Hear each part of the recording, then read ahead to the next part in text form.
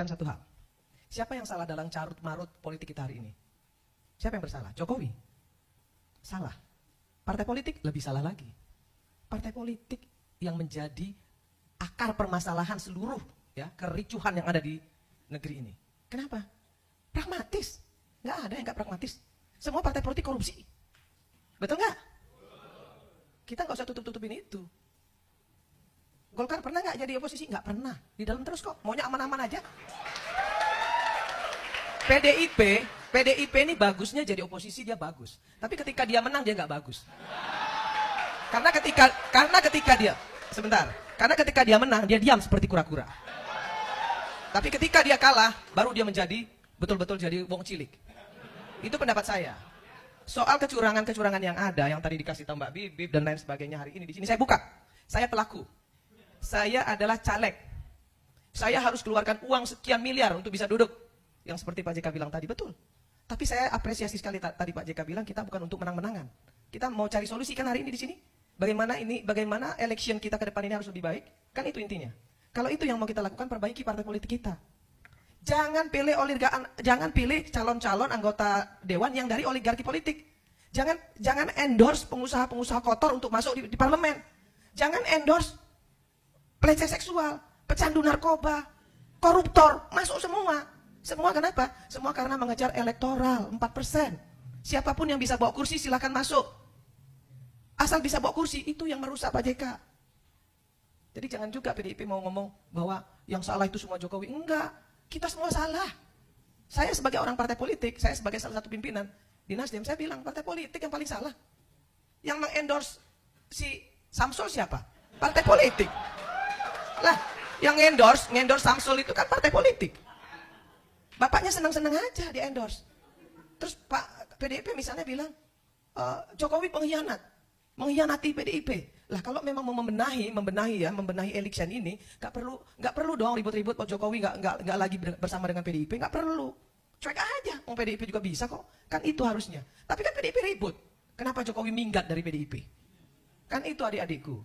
Dan jangan mau juga yang mahasiswa hari ini ditantang-tantangin untuk turun ke jalan, kemudian jadi korban, jangan mau. Belalah harkat martabat rakyat. Anda semua adik-adikku, anak-anakku, berdiri di depan untuk rakyat. Bukan untuk partai politik. Bukan untuk partai politik. Bukan untuk kekuasaan, nggak usah. Ada satu yang ingin saya sampaikan. Pemerintah yang absolut, terlalu absolut, dia pasti diktator. Maka kemudian harus ada oposisi. Harus ada, wajib. Kalau nggak ada oposisi, pemerintah itu jadi diktator. Maka harus ada oposisi. Tapi apa yang terjadi? Oposisi di Indonesia ini banci semua.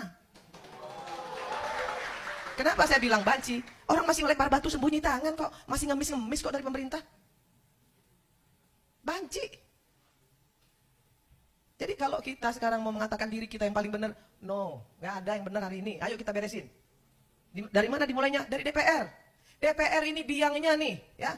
Yang namanya undang-undang itu produknya dibikin oleh DPR sama pemerintah. Bukan cuma pemerintah, DPR juga. Nah kenapa undang-undangnya semuanya DPR-nya ikut-ikut semua mengesahkan? Bansos disahkan oleh PDIP. IKN disahkan oleh PDIP. Dan seluruh partai koalisi ikut tanda tangan.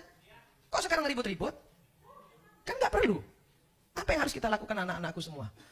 Kita benerin. Ya, jangan endorse partai politik itu, jangan endorse lah. Beliau ini lo endorse. Ya.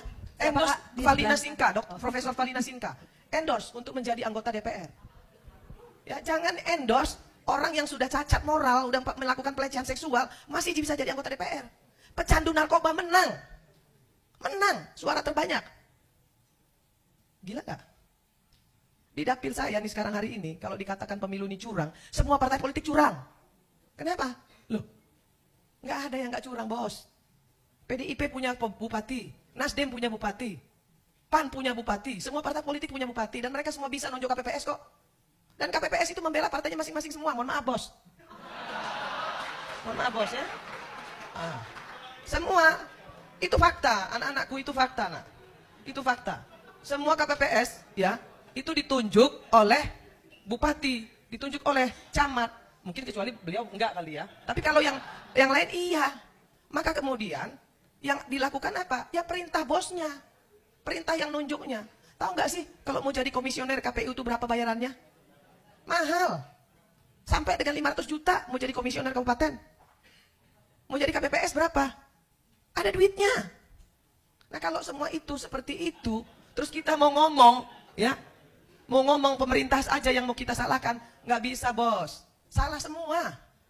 Jokowi bisa sekuat ini, kenapa? Karena partai politiknya korup. Karena partai politiknya bisa disogok. Karena partai politiknya bisa bisa dikuasai. Makanya jadi hebat. Coba kalau partai politiknya nggak pragmatis. Coba kalau partai politiknya nggak korup, nggak bakal bisa digenggam sama Jokowi. Siapa dia?